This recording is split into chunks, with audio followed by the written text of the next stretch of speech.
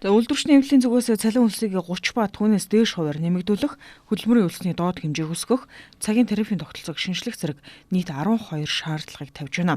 Харин ажил олгогчийн тал буюу эрчим хүчний яам цалин нэмэх боломжгүй гэсэн байр суурийг илэрхийлсээр байгаа юм. Маргааныг зохицуулах хүрээнд холбогдох хууль тогтоомжийн дагуу хөдөлмөрийн зөрчлийн арга хэмжээ авч хаан улдүргийн хөдөлмөр халамжийн үйлчилгээний газарт хандсан ч талууд зөвшөлтсөлд хүрээг байна.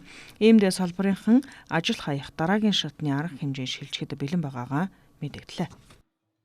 Үнэхээр цалин хөлсөө нэмүүлэх өнөөдөр 4-р цахилгаан станцын нөхцөл байдлыг та бүхэн бас зах зохиос нэг гадарлаж байгаа бах. Ийм нөхцөл байдалд хүрсэн учраас ажилчид бол энийг бидрээс шаардж байгаа. Одоо хизээ ажил аялалд зарлах уу, бид цалин хөлсөө нэмүүлмээр байна, хүнд нөхцөлд, хордоо нөхцөлд ажиллаж байна.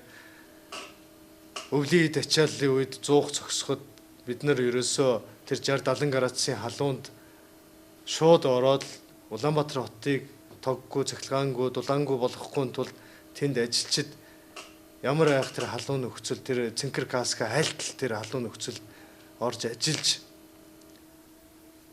гэмтлийг устгадаг. Тийм учраас одоо энэ хуулиар олгогдсон эрхийн хүрээнд ажил хаях нөхцөл нь бүрдсэн учраас ажил хаялтанд бол нэгдэнэ гэдэг албан ёсоор мэдэгдэж байгаа. Одоо манай холбооны гишүүн байгууллагын 80-аас дээш хувь нь бол ингээд гишүүдийнхаа гарын үсгийг зураад за үйлдвэрчний эвлэлийн одоо эрхээ эдэлж одоо холбооныхоо удирдах зөвлөлд бол ингээд хүргүүлсэн.